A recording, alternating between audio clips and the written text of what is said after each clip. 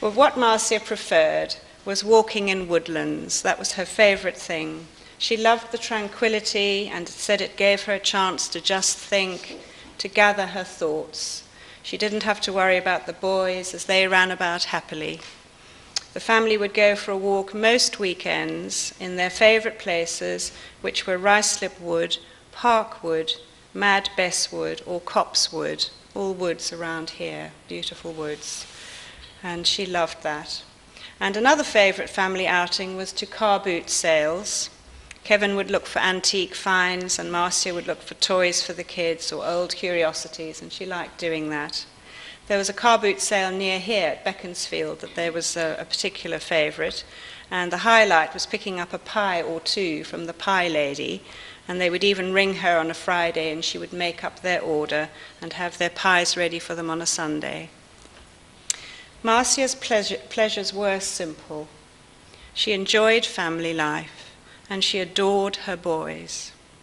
She always walked in to school and loved taking him and Dylan to the swings, to the park. She lived for her two children.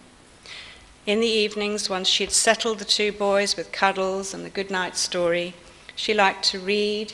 She always had her book, or she'd play games on the computer, and she always got the top scores for that. And she and Kevin would listen to music together, just simple pleasures. Marcia was a caring, generous person. She would make sure everyone was okay, always put herself last. She didn't like an argument, and she had a knack of diffusing tension with her gentle manner and her calm approach. Kevin told me that he witnessed her once handling an alarmingly large and very angry man at a boot sale who came round from behind his stall, furious that she had accidentally kicked his stall's post. And she spoke calmly. A crowd gathered. He was that angry. She spoke calmly and she apologized, and he visibly shrank in size and was soon putty in her hands. Kevin was very impressed, and he said there was virtually a round of applause from all the people who were equally alarmed. And Kevin says that Marcia has taught him a lot about how to approach people. Marcia made some strong friendships, and many of her friends knew her by her middle name, Lisa. Someone who appreciated Marcia's qualities was a close friend, Mike Kochenik, in America. And Michael has sent a message to his friend Lisa that I will now read. It goes like this.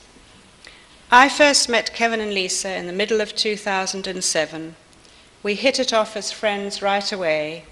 Sometimes life just puts you in the right place at the right time, and that was the case with us. We spoke regularly and had a blast with our conversations. It is rare these days to meet honest, genuine people that care about others, and that was the case with Lisa. Kevin told me I made Lisa smile, and that was an honor, as she was such a sweet, caring person. All our hearts will hurt for a while, but I am going to remember her loving ways, the way she looked at Kevin and the children, and her whole face would light up, the way she was such a pleasure to talk to, and most of all, her beautiful laugh and smile that will forever live in my memory. When I think of her, I will smile and know my life has been blessed, and I am a better person for meeting all the Bryant family. All my prayers and love to all the families on all sides. Best wishes, Michael Kochenik. Kevin describes Marcia Lisa as his soulmate, and theirs was a true friendship, and they could say anything to each other. Kevin has asked me to read this poem for him. Well, you got there before I did, so don't give up on me. I'll meet you when my chores are through. I don't know how long it'll be. I'm not going to let you down, just you wait and see. So between now and then, till I see you again, I'll be loving you as you loved me. And our thoughts today are with Ian and Dylan, Kevin's little diamonds, Marcia's legacy.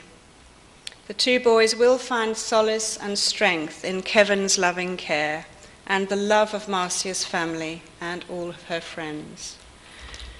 They will find solace in this woodland as they come to visit Marcia as the years go by. They already call this place Mum's Woods. They will run around and ride their bikes on these paths as little boys, and we can imagine them as young men, perhaps bringing their girlfriends to the place where their forever young mother rests, or later even bringing their own children here. Dylan is being looked after by somebody during the ceremony in the gathering room, but Ian has started year 2 this week, first year, the week back at school, and he requested that he would go to school today, so that's where he is. But for the last 2 weeks, Ian has been writing a letter to his mum, and when I visited Kevin, to plan this ceremony, Ian showed me the early draft of his letter, and he was giving it a lot of thought. And it is plain to see that Ian is as bright and clever as his mum. Now, Kevin has decided he will read that letter. How are you feeling about that, Kevin? Yeah? We'll now hear Ian's letter.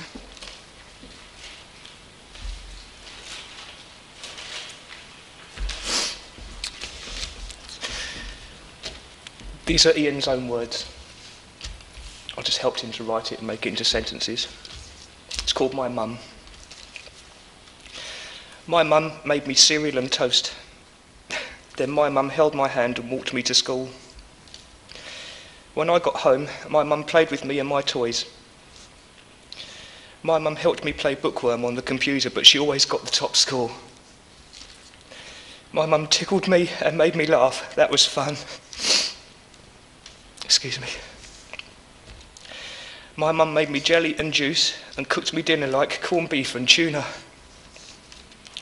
My mum gave me and Dylan a bath when we got back from the woods and the park. My mum read me my books when I was ready to go to bed. My mum cuddled me, kissed me and loved me. I miss you, my mum, very much, but I know you're watching all of us. All my love, Ian.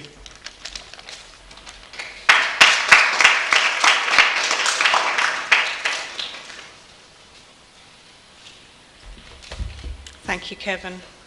And please thank Ian for us. You and Marcia's family, friends, have the important task of keeping Marcia's memory alive for her 2 little lads. We're going to end our tributes to her with this poem, which is called Love Lives On.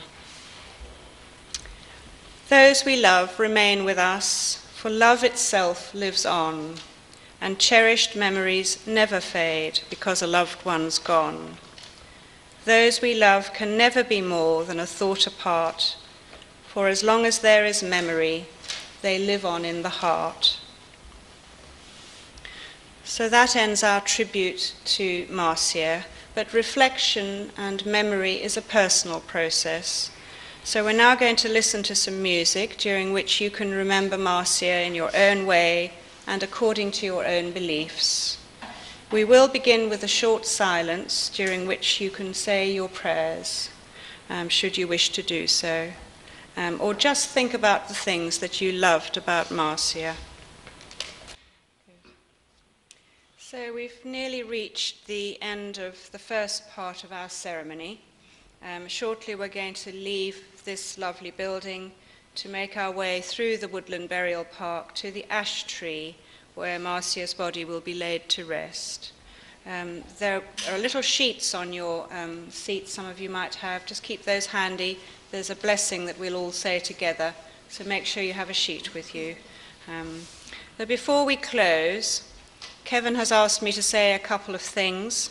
In particular, he wants to thank Rose, Marcia's mum, for all her care bringing Marcia up, and in particular for looking after Marcia when she was ill and in pain towards the end, which saved distressing Dylan and Ian.